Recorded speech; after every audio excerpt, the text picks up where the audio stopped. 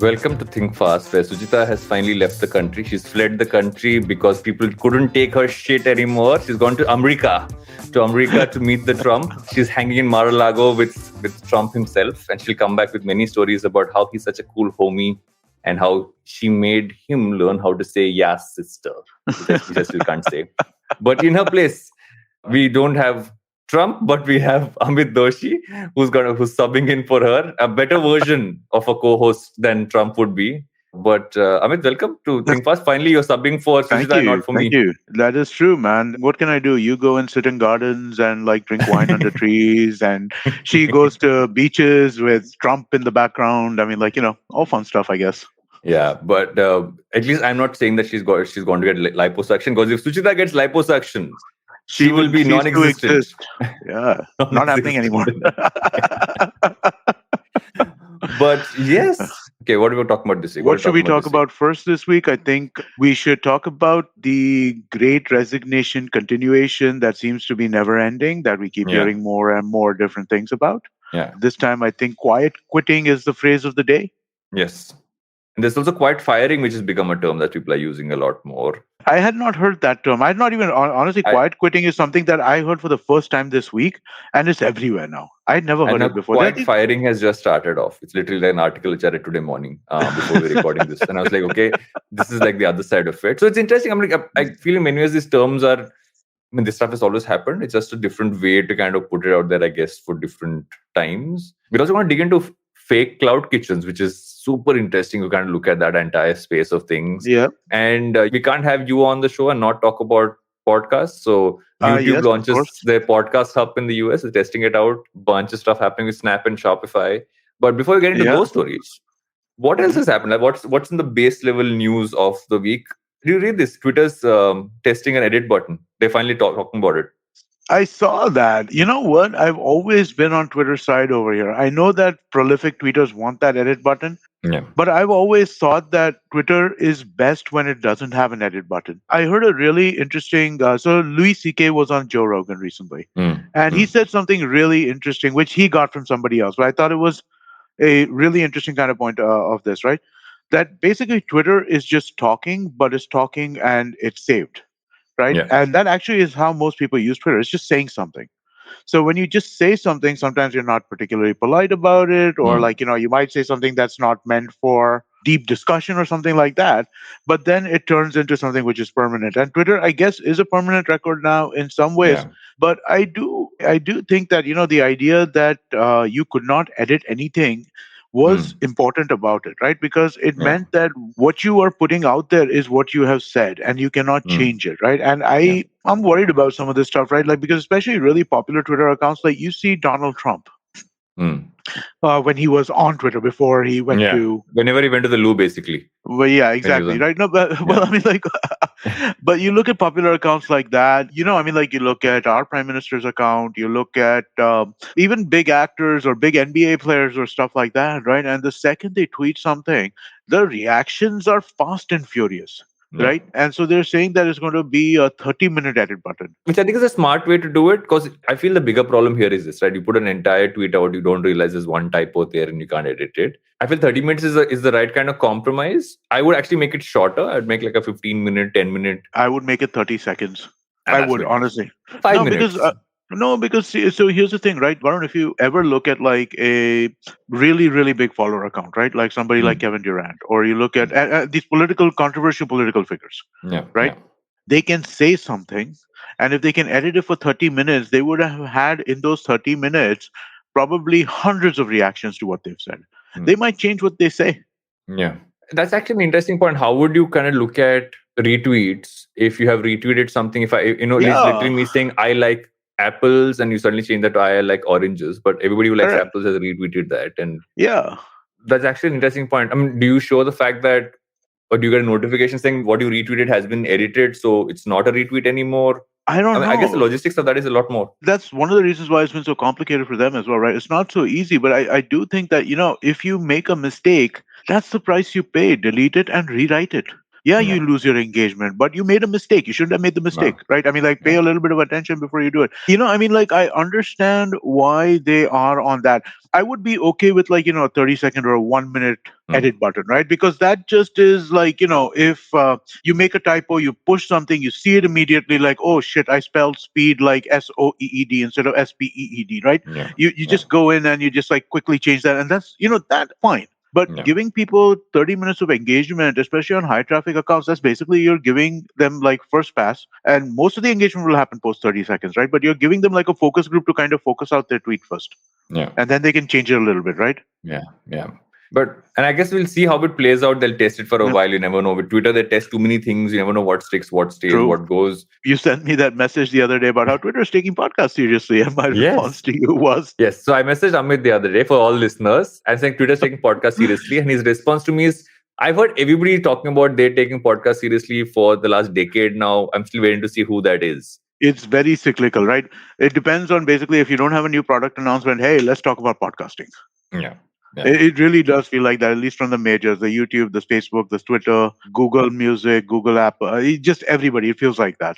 Everybody's on podcast. India's overtaken the UK to become the fifth largest economy. I mean, this has been in the offing for a bit. It's Yeah, interesting if you look at the colonial context of this. Is I think exactly. most. We Yeah, would have been much larger if they hadn't stolen all the shit, right? So, yeah, of that's course, true. it is That amazing. is true. That is true. And you actually bought this next story out, which is basically Reliance bought Campa Cola, which is super interesting. I love that. And also for like young listeners who don't know what Campa Cola is, Campa Cola was the OG cola way back in the day, even before Thumbs Up, right? So it had a history, right? So basically, what happened is that when during the emergency or a little before emergency, when Indira Gandhi and George Fernandez was very active at that point in time, the Coke was kicked out of India, right? At one point in Hmm. time, Coca-Cola, and so then Campa Yeah. Cola was kind of made by this guy who had supposedly, who knows, but supposedly had like good government contacts and stuff like that, and he Hmm. became the Campa Cola guy. Wasn't he the guy who used to manufacture Coca-Cola for Coke and then started to do this, something like that? I'm not sure. I think he might have been the bottling guy, not the Yeah, yeah. manufacturing guy. Like, they have like a whole bunch of different processes, right? I think he might have been the bottling guy. But Super interesting. And it's also interesting that Reliance is doing this because Reliance is making moves into FMCG in a strong way. yeah, They spoke about that in their shareholders meeting amongst all the other announcements. the AGM. It's Yeah. super interesting for them to kind of go into that because with the skill which they kind of moving out there and that whole WhatsApp piece that we recently locked could be an interesting move for them to get into the cola space because we all feel colas are gone, but cola is still very much around. People still drink a lot of it. No, but I mean, like, you mentioning all the moves that they're making into these retail spaces and stuff like that, right? And I think like one of the interesting things about this Campa Cola acquisition, if you will, is they have this brand called Ye Cola or Ya Cola, YEAH, yeah, however you want to say that, right? Ya Cola, Ye Cola. So they have this cola brand which is sitting in all of the Reliance grocery stores and is taking shelf space. And in these grocery store shelf spaces, like for if you're a D2C brand or if you're an N brand, right? Shelf space is one of the most important things you can imagine, right? And so Yeah. they have these homemade brands which are doing this. Instead, now you flip that to Campa Cola, and I think you got something really interesting there. And Campa Cola had all of them, right? They had Campa Orange and they had Campa Lime, and it would be really interesting to me to see, like, how much this comes back. Yeah. And okay, I have a point to make here. Yes. Can we stop getting excited about every time an Indian becomes the CEO for a global company? Like I know it's great. Lakshman Narasimhan is the new CEO for Starbucks. He was the CEO for Reckitt before this. Reckitt is like Yeah. a global FMCG conglomerate. So I don't get this excitement of saying, wow, one more Indian has become. I'm like, because most Indians studied here, went to the US to do engineering or MBA, and then went up the corporate ladder and became what they became. Not Yep. taking away from their achievement, but I'm like, can we stop making this a like dole pitoing scenario? I would say this also. Also, people who don't live here anymore, they don't really think of themselves as Indian themselves. Many of them don't, right? I mean, like, I can see this in like big parts of my family, right, where they think of themselves as Indian American. They don't think of themselves as Indian at all, Yeah. They right? had the So I mean, cultural like, context, but not necessarily the country wise or the national context. I feel like that also, evaporates as you go from like first generation to second generation to third generation, right? True. Because now at this point, my family, we're starting to see the third generation grow up over there, Yeah. right? And I have a niece. She is now 23 or 24 years old. In her entire life, as far as I know, she's been to India twice, Mm. right? And so Yeah. there's no real deep, like, I mean, like, she's into the movies, and she's musical, so she likes the songs and all that, Yeah. but she's not really. This is just great fodder for one more LinkedIn post, which we'll also talk about later in the show, Okay. or one more tweet. Dude, you've become an expert at LinkedIn post, man. Because I don't know how what I just said is a LinkedIn post, but all right, cool. What you just said is a LinkedIn post. Everything is a LinkedIn post or a tweet. It can be made into a carousel. Many things that can be done from these things. 5 reasons why. Anyway, I'm not even getting into that. But there's actually one more story in our introduction, which I think might be a good kind of deep dive into, which is the whole Geo and Facebook and the Meta thing. But I feel Yeah. that we should kind of pick that up right after a break, because Smith told us that we were doing a very long introduction, and people don't seem to Ooh, like long introductions these days. I didn't even realize we were doing the introduction. I thought we were in the show. This is the introduction. We always do long. We actually recently did an episode which was the longest introduction ever, because it was the entire episode, and and we actually had someone write in and say, guys, this long introduction doesn't work. So to that person who tweeted to us, this introduction ends here, and we come back after this break on Think Fast.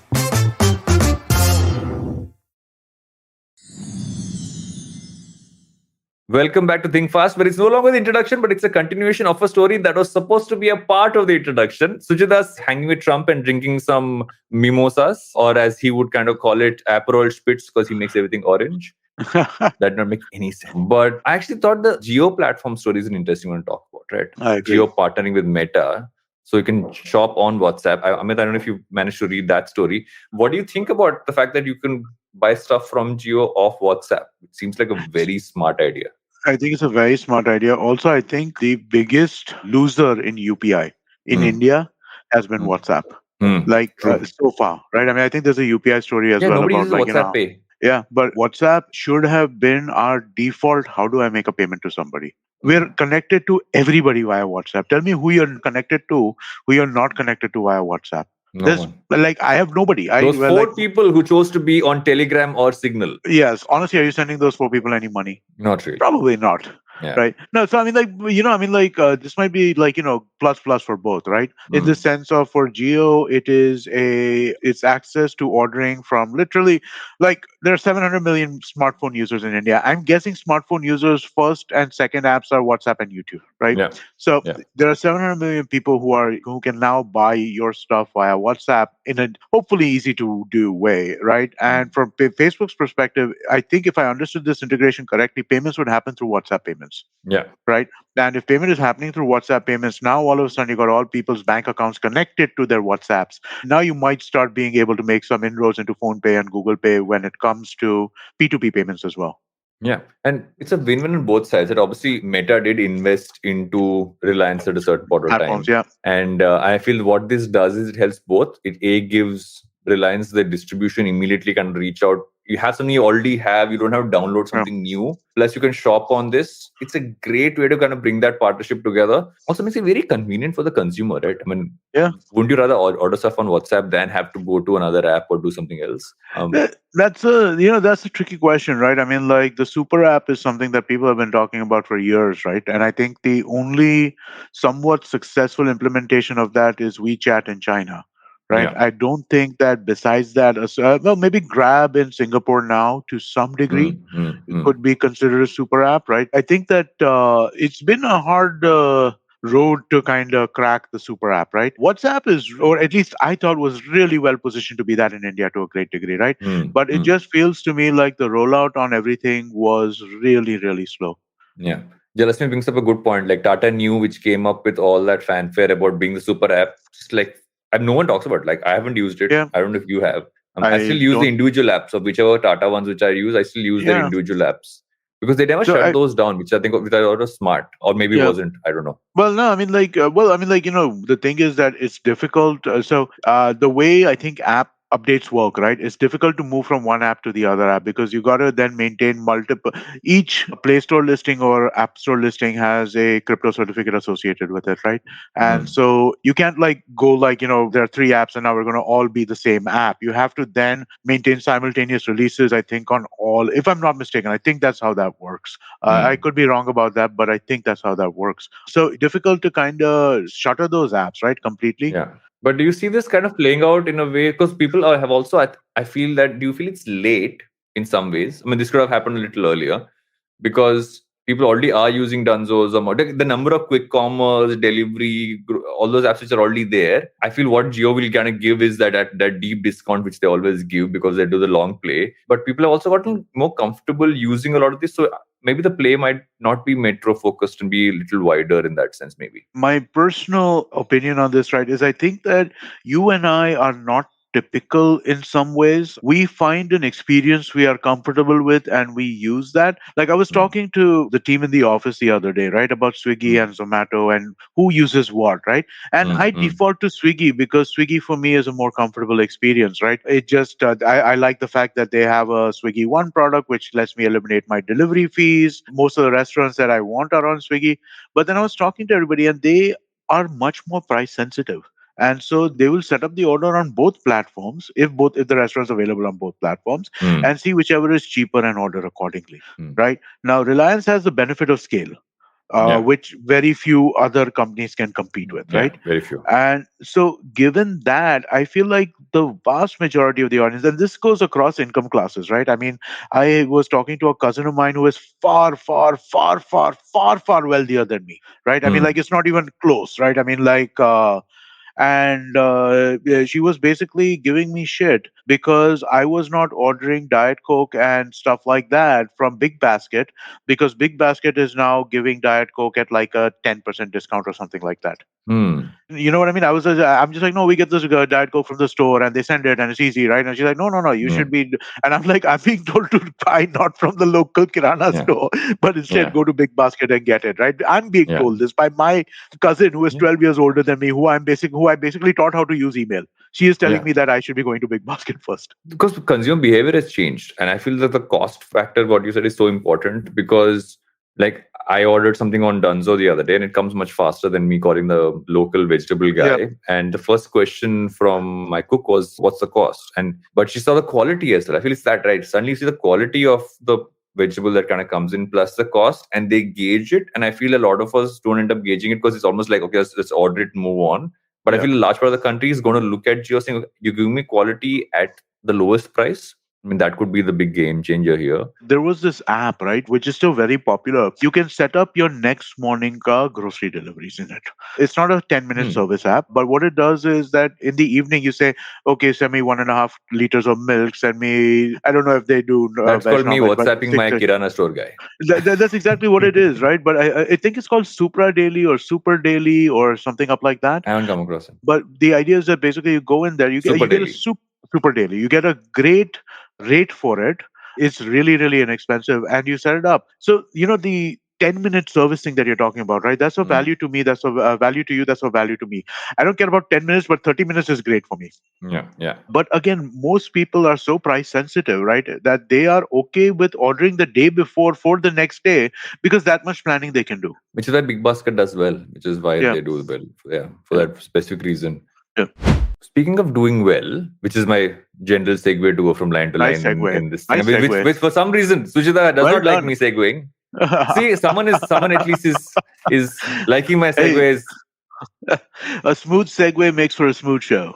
Yes. Speaking of segues, we read the Cloud Kitchen story, which I think is super Yes. interesting and makes sense. So, for listeners, in a nutshell, there was this bunch of tweets and stories that kind of came out about this, where basically 200 different, in brackets, fake restaurant brands were delivered from one single cloud kitchen in Bangalore. Because basically, you need a license to operate the kitchen, but you can run as many entities as brands of that on Swiggy or Zomato. So, technically, it's legal. And someone called Prashant Baid on Twitter kind of put this one out, put the entire database out there. And I think it's interesting because there also are many others like this, right? I mean, there's Yep. obviously Rebel Food, which is the biggest player there, but they start this whole conversation around, okay, 1 second, is this the way it should be, etc. I mean, I have a perspective on it, but I want to get your POV first, Amit.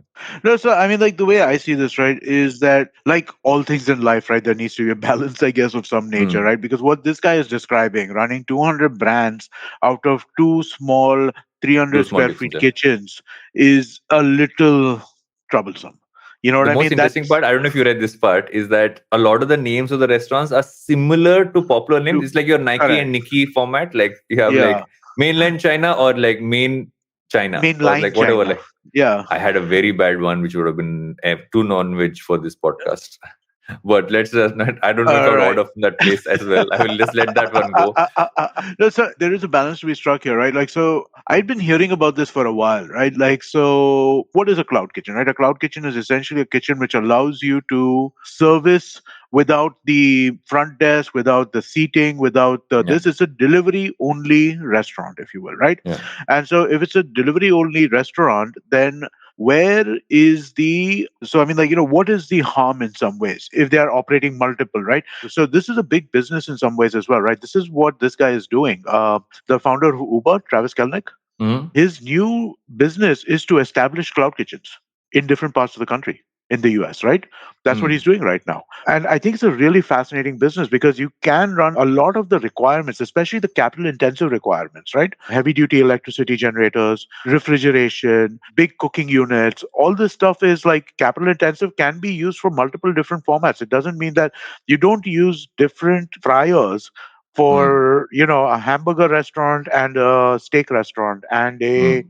pakoda restaurant, right? All of them use the same kind of fryer at the end of the day, right? So Mm. the replication or the efficiency that you can get makes a lot of sense. This sounds like a clear abuse. I think one of the interesting things is something like Chuck E. Cheese, right? So Yeah, Chuck E. Cheese is a very down market restaurant in the US, like very down yeah, market, right? It's a go and get all you can eat pizza and salad and stuff like that for $5. And it's basically a place where people take their kids are playing video games, and there's like ball pits and all that kind of stuff. So basically what they started doing is that they created a new brand called Pascali's, which is based on one of the so Chuck E. Cheese's mascot, I think, is a mouse, mm. and the mouse's name is Pascali, right? Okay. And so they created a new brand called Pascali's, and they kind of presented it as upmarket pizza and Mm. for delivery only.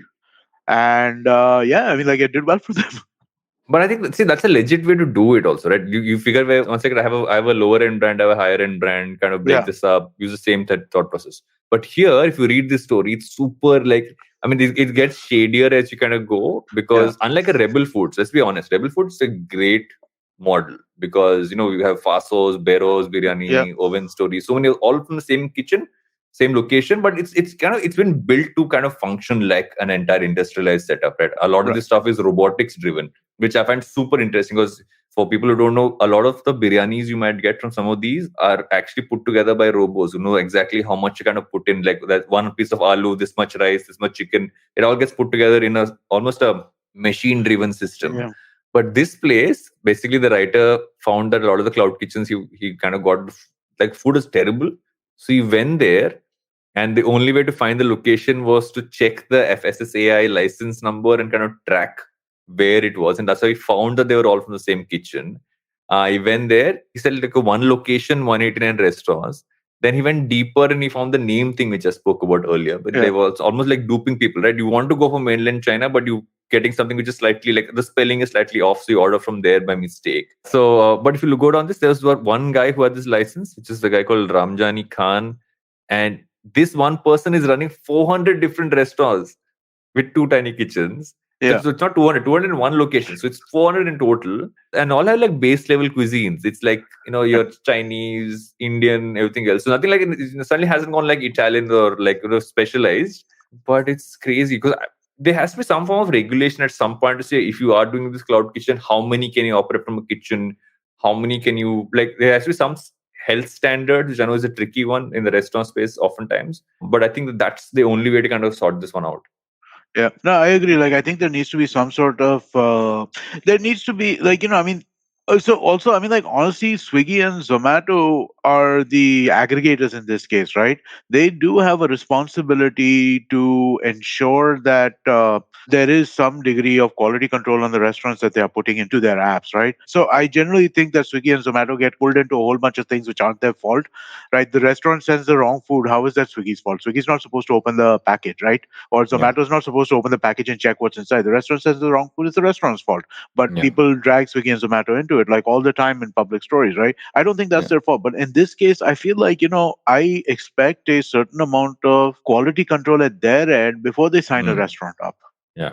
That's true. I agree on that front because Yeah. at some point, if it's on the platform, you got to at least say, okay, If they, I mean, they would also know that they're picking it up from the same location for everything. It's like Yeah. it's very clearly in their database, so they should be able to track that. If so many restaurants are coming from one location, they have to have almost like a manual check of sorts at least. No, they have in big cities, they have area reps, right? I mean, like they have Yeah. people who work with the restaurant. So there is a dude who has worked with this person who knows that there are 200 restaurants operating. There is a dude in Swiggy and I have a Zomato who question: knows is this. that dude the guy who's running the 200 restaurants? It very well could be. It could be. I'm not putting that past. There is a family member. There's a cousin who is Yeah, actually running that whole thing. I'm a not hundred and saying one percent, this is me 101%. We giving don't know, fake but you news. don't know. But I mean, like, given the way that India operates, would that surprise you? No, I don't think it would surprise me at all. Would not surprise me either. That would be like legit, like first thought process jugaad, which anybody would think of. Which is, I think there's just broader regulation beyond. I feel the platforms, but I agree with you. It has to start with the platforms, but I feel at some point we have to kind of have certain rules that only X amount of things can happen out of one kitchen and stuff like that. Mm. But who's going to push that through is a whole different point. We are spending yapping away while Suchita is continuing to have Aperol Spitz. Now I hear that Joe Biden has gone with ice cream as well, as I have been told. Uh, God save America. But we shall be back after another break on Think Fast.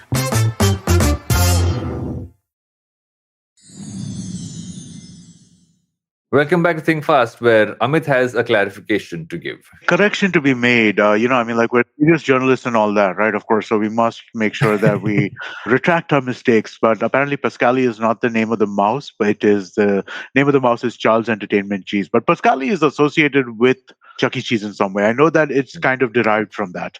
And now we move on to the topic which Amit is sick of people talking about. One more platform talking about how podcasts are their thing. But I think this one is the most interesting one because I think this is a legend. It is. YouTube finally launched their podcast hub in the States. They're testing out a specific destination on the YouTube platform, which is for podcasts. It's actually needed for the podcast space. Yeah. And there's something I discovered yesterday on Spotify, which I want to talk about as well. But first thoughts on YouTube finally going into this. So the way that they're going into it, I think, is really interesting, right? So one of the things that we've realized over the last year, right, is that so for us, video is still not as large as audio is from a consumption perspective, but YouTube is the single largest platform. Right, it's more consumption happens on YouTube than Apple Podcasts at this point in time for us, or Spotify, or Ghana, or Savan, or I mean, like different shows are different. This right, but just overall, YouTube is quickly becoming the number one platform on most of these shows. So, given that, I think there is a lot of consumption that is happening over there. I think YouTube is recognizing this as well, right? Like, I think one of the challenges that YouTube has as a I mean, like, listen, YouTube's a juggernaut, so I mean, like, their challenges are different kinds of challenges, right? But one of the challenges I think they saw was so much short form content being created, right? And short form content means that you need to get the next piece of content in front of somebody. Now, while that might increase overall view numbers, right? Like, because if in 5 minutes I'm seeing three pieces of content, that's three views. But the amount of long engagement that people had on the platform was less, right? So now what we're seeing that they are trying to push people towards longer form content, and you're seeing longer form content in the algorithm a lot more.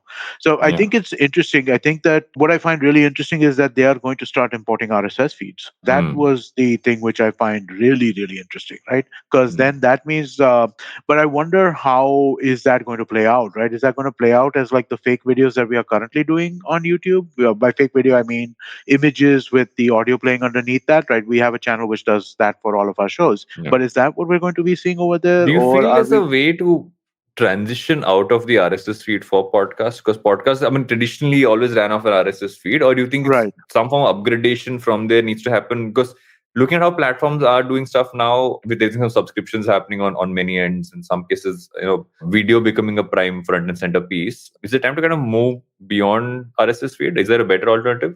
I don't know that there is, right? I mean, like, at least I'm sure, listen, I'm sure there is, right? But again, I don't know. The thing about standards is standards are hard to get people to agree on, right? The RSS feed standard when it comes to podcasting has been essentially updated once in the last 20 years. Right? Because there are so many, I mean, like these standards get developed at, I think, a body called the W3C. And there are extremely passionate debates about, like, what should and should not be included. And so if you want to look at standards, I think standards is really really difficult, right? To kind of get a bunch of people to look at. Standards are just hard, right? To get people to Yeah. agree to. So to try and get a new standard in place, right, would be very, very difficult. Can we enhance the existing standard, right? Can Yeah. RSS become more friendly with another 10-year-old standard called Pub Sub Hub? Is something which I think would be very, very useful, right? But it's currently not as. So basically, Pub Sub Hub is it's a standard which allows for immediate updation of that there is something new here, Okay. right? I'll give you an example. Yesterday, I wanted to listen to, I saw an Instagram post by a podcast guy who I like, and he said, "Hey, new podcast is up now." I didn't see it in my feed on my app for another 40 minutes, right? So the instantaneous thing would be useful. A way to track listen numbers would be useful. Sorry, this is getting really technical as well, right? But I mean, like, Yeah. I was at a conference thing where NPR had proposed a addition to the standard which would allow for us to be able to tell how much of a podcast is being consumed, right? Which is so important, right? It is, but it was a non-starter with a lot of the people who are really big in the space, right? They're like, no, absolutely not. We are not. The thing is that by doing this, you're adding so much complexity into the RSS feed, right? The way to do this was by creating like a whole bunch of hyperlinks that existed within like an extra field on the Okay. RSS, which is based on time and stuff like that. And the people who are, the primary hosting people for the podcasting space were absolutely against this idea, as were the people who control a lot of the big apps in the space, right? It's difficult, right, to kind of do this. So that's why I think YouTube is interesting, because what happens with YouTube is if YouTube starts importing via RSS and YouTube, like Spotify, so both of them have the ability to import via RSS, but then host the content themselves and then Yeah. be able to provide a more seamless consumption experience. Yeah. And also, I feel that because even Spotify is moving quickly towards video, right? We're seeing a lot more podcasts slowly adding video onto it. When I was actually in London, weirdly, my Anchor opened up and gave me the option to upload video as well. So I was kind of trying to test that out and see if it could happen. Although when I came back to India, it didn't work again. And I think that's really the play. Like, most podcasts now are dual. They're moving towards the scene of having a video version as well. And no one does video and monetization and discoverability on video better than YouTube does. Yeah. While Agreed. Spotify, by the way, a quick thing to add, yesterday I noticed something that now you can go into a podcast and search within the podcast. So if I go to a show and on top I can search for one word, like let's say I'm Oh, searching for creator economy in a show. If it shows up in the title or in the text, those episodes show up. So people can search within the list of episodes. So Spotify also obviously been working on discoverability, but I feel sure. that these two are going to clash at some point in a big way. I don't think this is new. I think the feature you're describing right now, I Yeah. think, has been there for a while. Really? I just noticed it yesterday. No, so I've done that a few times, right? Because if I see something on an Amazon Prime or a Netflix that I've really enjoyed, then I typically try and look for podcasts around that, and so then I'll No, search not for just the that. podcast. I'm talking about you go to a show. Let's say you No, so hypothetically go to Think Fast and you want to find an episode where you've spoken about the creator economy. You go to the show page and you search for creator economy and you get all the episodes which have featured that. so are you talking? Do the words need to be inside the description, or are they pulling it from inside the podcast?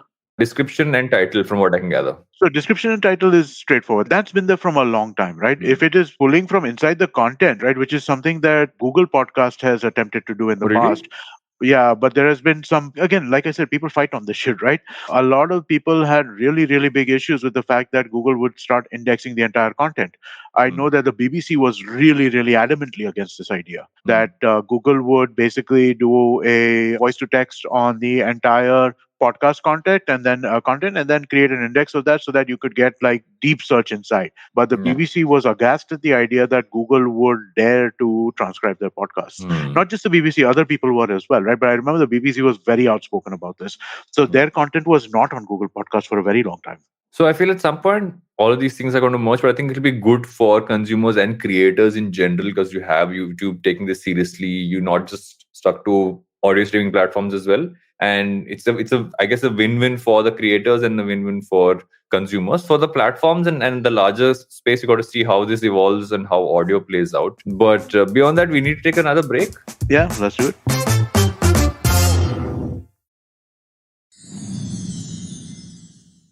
Welcome back to Think Fast, where we have just heard that Suchita is standing on top of the Empire State Building saying, why is this Empire State Building not registered on LBB? But nevertheless, man. She's going to give me so much shit about all this stuff that I've said. She's like, dude, those are not even jokes. They're not even funny. I don't like your jokes. I don't like you. So that's going to, anyway, moving on from that. There's been a lot of chat, and we spoke about this in the introduction, right? Around quiet quitting, which is the saying that the trend of what's kind of been going on. This whole notion that the rejecting that work has taken over lives, and people need to go above and beyond to what their job descriptions are.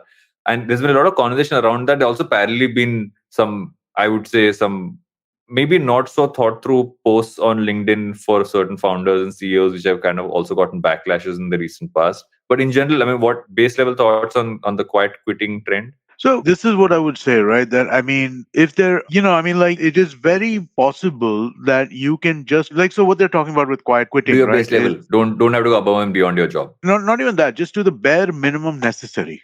Not base level also, right? I mean, like the bare minimum necessary not to get in trouble and not get fired. Now, honestly, if you're that person and you're okay with doing that, I think that I don't see a problem with that. But then again, I don't think that you would have hopes of advancement. Yeah, you know what I mean? I agree. If you want to do that and you just want to do what's in front of you or what the bare minimum possible, if the company has decided to hire you to do a particular job and you do just that job and nothing else, so be it. I mean, like that's absolutely fine. But yeah, I mean, like, when it comes to getting interesting projects, when it comes to getting interesting things in front of you, don't expect for that to happen. It just won't. It's also a culture play, right? Yeah. I still feel we haven't figured out, and maybe the reason why people gone back to offices to a large extent in many cases has been this, is that you can't hold culture together digitally yet. We still haven't figured the right balance for that. I mean, we were all, let's be honest, the last 2 odd years was us being forced into finding a new way of working. It's not like it was planned. We didn't transition into it. It literally went like full stop and into an entirely different way of working. And working online allows you to do a lot more quiet quitting, if you ask me, because when you aren't, in a sense, with more people in the same office, you can just do what you have to do and get by. But when you're in the middle of everybody, you also see the opportunities around you. There's also culture, there is people, there is certain human to human vibe, which in many ways people see someone else working and they would also feel, okay, maybe I need to do something with that. If you're just by yourself in your house, it's much easier to kind of get into this zone of thought. So, I mean, I agree with you 100%, right? I mean, like, think about it like this, right? You are a leader at your company. I'm a leader at my company, right? I have an idea pop into my head that, hey, you know what? This might be something interesting to work on. I see, I have 8 people who work in similar positions, right? Doing similar kinds of things for us. And, I mean, like, you don't want to be capricious, right? You don't want to be kind of like, you don't want to play favorites. But at the same time, the people who are in front of you are the people who you are going to think about. Yeah. That is human nature, right? I mean, like, there's no getting away from that, right? So the opportunities are going to come up for people who are around, for people who are put their hands up for different things, right? For people who do kind of make sure that they come seeking feedback also, right? Yeah, it is my job as a manager to give people feedback. I understand that also. I understand that, right?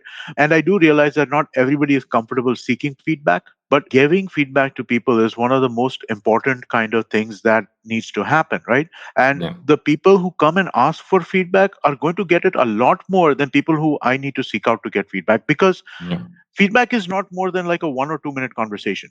You know what I mean? And just to make it, hey, I've been working on this. And I'll be like, oh, that sounds really interesting. Or you know what, you might want to kind of keep this thing in mind. Or you know what, maybe talk to this person. They worked on this in the past. This kind of feedback does not come unless there is presence. So yeah, no, so I think it's very essential to provide people with feedback. And the more you ask for it, the more you're going to get. Again, I have to give you feedback on a time to time basis. I understand that as a manager, it is your job to ensure that people are doing the best they can in all circumstances, right? But people who seek out feedback, right, are people who are going to get more of it. And more of it is helpful for you in your career. I also have a add-on to this, which is a simple fact that in many ways, what's also happened is what we haven't spoken about enough, and I feel it needs to, is that we have collective workforce, collective humanity went through trauma for 2 years. Let's be honest. And in many ways, it's been okay, we switched off, put something off, we try and put it back on and go back to how you worked before. I feel a lot of people also have lost that sense of, okay, is this what I really want to do? Is this the job I need to be doing? Is this even worth it? So people have gone back to work with that mindset. Well, And I feel that culture plays more, and I'm going to overuse the word culture now because I feel you got to get people excited to be part of an organization, get excited for the work they're doing, what it's leading to, not just for them, but in a broader sense. And unless you're really doing that and don't act like, oh, this is exactly like how it was before the pandemic, I feel that's really one of the reasons why this becomes such a big thing, is because people are kind of coming in and they're coasting because they kind of just don't feel like, it's that internal feeling of, I mean, I know that there's an Adam Grant version which is languishing, but I would just say that it just feels meh. I think that's the better way to put it. And then you're like, okay, let me just go through it, let me go through the motions, and eventually it'll come back. And I feel in other cases people just generally don't like their jobs anymore, or don't like their jobs, and just feeling that not confronting it and not even quitting and actually finding another job and just kind of staying there and saying it's fine, I'll just go through the motions and move on, is another reason why it's happening. so again, I mean, there are going to be people like that, right? I mean, and this has been true for all businesses throughout the ages, right? There have always been people inside a business, right, who have been driven to kind of achieve stuff, and there have always been time servers. This is not something new, right? I think what is a little new over here, right, in that sense, right, is this idea that how do you make work enjoyable, effective for everybody? Is a challenge that we are having to deal with, I think, in ways that we did not pre-pandemic, as again, as managers, right? Before the pandemic, this was not something I spent that much time worrying about. Right. Mm. But now I really do spend a lot of time thinking about this, right? How do you make the office an effective place to get as much stuff done as possible? And there are no easy answers over here, because I think that our business is of the nature where it's a collaborative business. It is a business Mm. which requires multiple people to work on a piece of content. And so I do believe in the importance of presence, but I also know that, sometimes you need quiet time to work, Yeah, right? And when quiet time in a office environment like ours is really tough to get. So maybe true. sometimes it is best for somebody to work at home for a day. So we kind of I've tried to kind of manage that, like in the sense that make it so there's a 1 day a week work from home, but it must be pre-planned. It cannot be this. So I'll tell you the thing that annoys me the most, right, in this whole thing. The thing that annoys me the most is getting a message in the morning saying that, what, I think I'm going to work from home today. That annoys me, right? Mm. Because everything we do affects multiple people in this organization. That's the problem with hybrid, right? You either one or the other. I think that with hybrid, it's so because there are more players, I mean, more logistics in play, it becomes trickier to kind of have that, okay, last minute thing. Even if either you take a mental health day, say, okay, I'm working from home because I can't be in middle of people. You're going to have that call out, which I guess is a more health focused one. But I feel at some point you can't make a split judgment case, like you said, because it impacts more and more people in that sense of the word. But the other trend, which I found interesting, is the whole concept of quiet firing, which gives the opposite perspective, which is basically people who are working in jobs where it feels like they're in a dead end, like that they're like, there's nothing more going to happen here. I haven't been given a raise in years, because also people haven't, in many cases, many companies haven't gotten raises in years because the market's been down, companies haven't performed well in the last many years. So even that makes them feel like, one second, why do I have to give more? Because it's not like like I'm getting more out of this. I'm not seeing myself grow somewhere else. So I know it's like obviously they've taken quiet quitting and added firing to it, but I guess this gives another perspective on this whole thing. So yeah, I hear that, but again, I think that depending on what kind of company it is, that's the idea of quiet firing is bad management too, Yeah, right? Like again, it depends on what kind of company it is, right? If it is a yeah, company which is unionized and has like all kinds of rules against firing, then that might be the only way forward you have, right? yeah, But in companies like ours, which are essentially hire and fire companies, right? In those kinds of companies, I mean, like, you don't want to, again, like, just let somebody go for fun, right? yeah. But at the same time, if there is a significant issue, an issue to the point where people are being sidelined and not given interesting work and, like, being told to do shit stuff, then it's Yeah. just better to have a frank conversation with that person, isn't it? Yeah. And in a parallel universe, what's happening in India with what happened rather with Bombay shaving companies, Shantanu Deshpande, and his post on how you need to kind of work 18 hours a day and hustle in your 20s, which really went sideways for him. And he's now quit LinkedIn. And there's also like another post, which I think I was talking about before we started recording, which I found on LinkedIn, people are sharing around, which is again one more co-founder who's talking about how almost like interview hacks by calling people at 8 a.m. for interviews or 11 p.m. or like asking outstation candidates to kind of show up the next day to show their hustle and things like that. There's a lot of this stuff happening on the other end. Like it's almost like we have two polarized points of view. Of saying one is saying you gotta hustle. I know there was a creator who got into shit because he said if I were 24 hours in a day, I would ask for 25 or something like that, 26.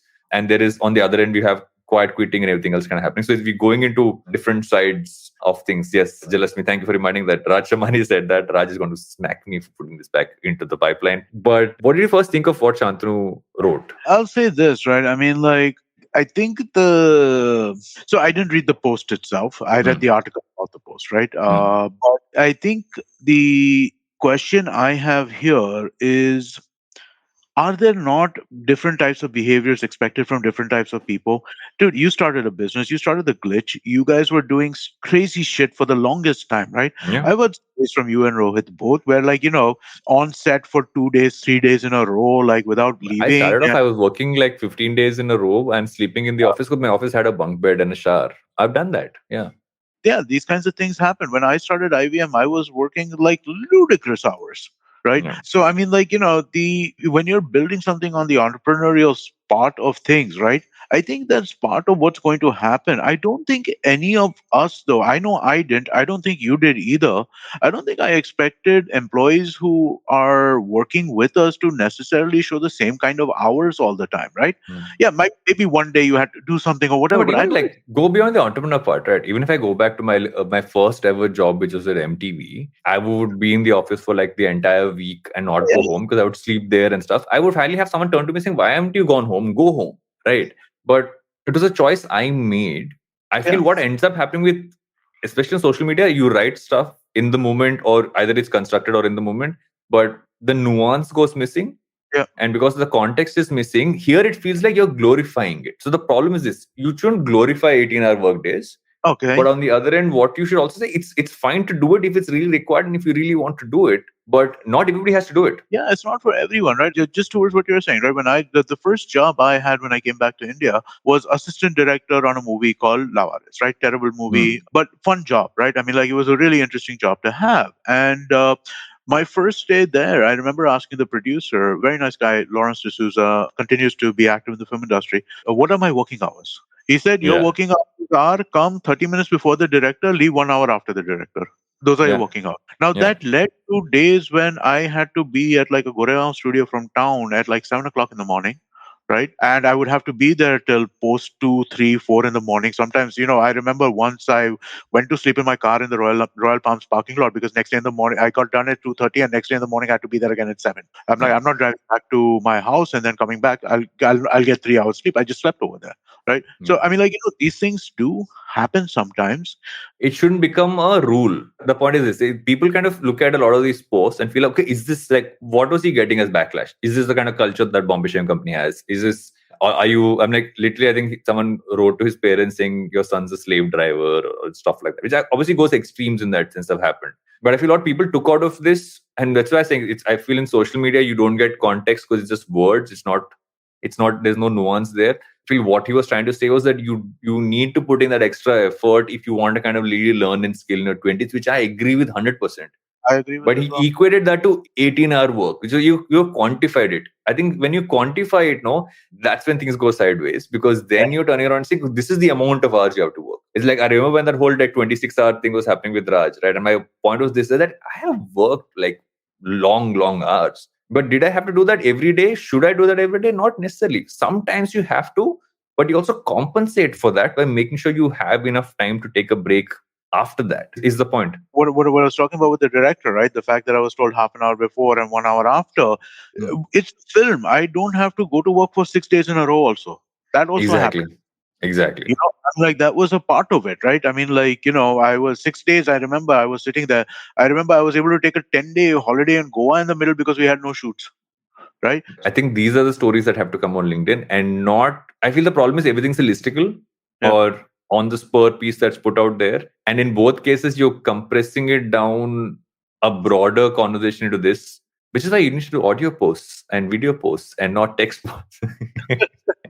Maybe more nuance in that one, because, and I've heard Shantanu, I've followed him for a while. He just started a podcast recently. I've been looking at that as well. And I feel that this is not someone who I feel is trying to propagate change of like lifestyle, or like, okay, or trying to propagate the terrible side of hustle culture. But I feel that what he missed in what he put out there is that he's saying you need to put in the effort in your early years, and only then can you scale, which is all true, because you need to put in that effort to learn, to evolve, and everything else, because your 20s are for that. But it's not at the expense of your own like balance, or like mental health, or just like even physical health in that sense. I don't think that was what he meant to propagate. But again, I feel that the problem came with the 18 hours. I feel that's where it really came. I think also the tone, when you read it from your own tone of how you think he said it.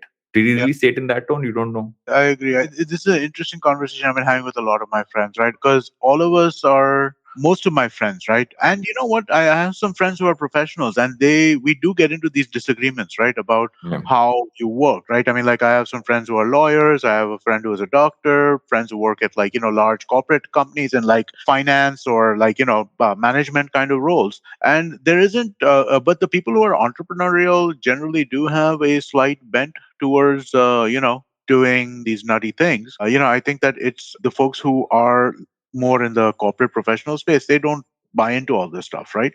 To the Yeah. same degree. I think this is going to be a longer conversation on that front, but I think we will leave this one for now, and we'll take our final break. We'll come back with recommendations.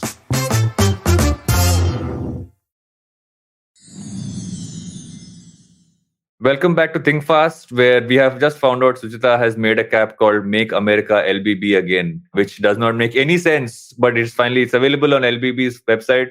It's going to really kill me for this one. But so yes, what are you recommending for all our listeners? What have you been consuming, which you recommend? So I looked at my Amazon and Netflix queue, right, in preparation for the recommendation, which I'd forgotten about the time before this when I was there with Suchita. And so Angela's reminded me 3 times, make sure you have your recommendation today. I was looking through my queues and I realized that I'm in the starts of very many shows, so I don't feel confident recommending them as they'll be ready. There's a new trend where we've gone back to the weekly release on OTT instead of the full binge drop, right? So, but one of the shows I did watch last week or 2 weeks ago. So there's a show called The Brink. It stars Jack Black and Tim Robbins and a whole bunch of Indian American actors, because the show is essentially about revolution in Pakistan happening and basically the diplomatic fallout from that. So Tim Robbins is the Secretary of State. Jack Black is a consular officer in Islamabad who basically goes out to score weed and comes back. And when he's coming back, he basically gets caught up in a revolution and gets kidnapped, or goes to, this guy has done it as well, right? Who was the Muslim correspondent from the Daily Show? Asif Mandvi. So Asif Mandvi is the Pakistani driver who is taking Jack Black around, and it's such a farcical story, right? Because it's crude. It's full of, like, Tim Robbins is like the ultimate lech in this or show, what it is. And it's a short show, 8 episodes, 30 minutes each. Very short show. You can knock it out very quickly. But it's freaking hilarious, right? The Indian Prime Minister and this. So there was like a whole thing about misunderstanding idioms which was going on. And that nearly led to the Indian Prime Minister getting so pissed off. This guy's in it as well. Pablo Schreiber is in it. The guy from The Wire, and a whole bunch of other things. Plays a fighter pilot who basically wants to take an amphetamine when he is about to take off, and instead he gives himself and his co-pilot a tablet of morphine instead. So it's just absolutely insane, nutty, but really, really fun. Mine's not as fun, but it's interesting. It's this book called Build. Tony Fadell wrote a book on.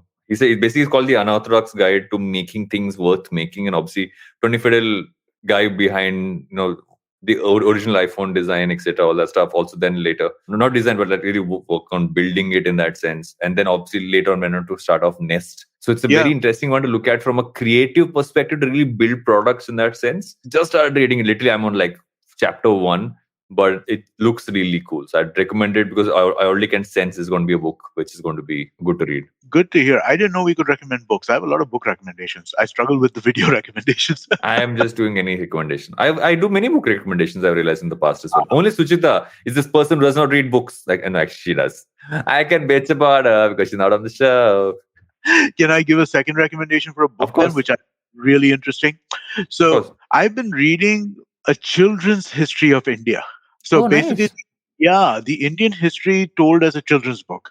It's on Amazon. Man, it's so fascinating to come back to this stuff because, again, you studied all this in school, right? And you pick up so much stuff over the years just in terms of general things that you're seeing or things you're hearing about, right? And now to kind of put it all together and reread this stuff has been really, really, it's been really fun. Wow, this is super interesting. Got to buy this one. Yeah. Since you have a 5-year-old at home, this would be the perfect book to buy her. Yeah, good book to tell her the stories as well, right? I mean, like, it might be a little aged out from 5 years old. I feel like it's more 8 to 10 types, like per second standard types. But yeah, hey, he has a smart kid. Yeah, I'm sure she'll get it. She's sometimes smarter than I am, which is not saying much, but nevertheless. So we've had a slightly longer episode because we've not had Trump's BFF on the show, and you have subbed in for her. Have fun, Suchita. Have fun in the US. Leave that Empire State Building alone, and please do not go bothering Donald Trump or Joe Biden. They are lovely people in many places. But I think that's it for this episode of Think Fast, guys. And we shall see you guys next week while Suchita continues to terrorize America the same way Godzilla did to Japan. Awesome. What else?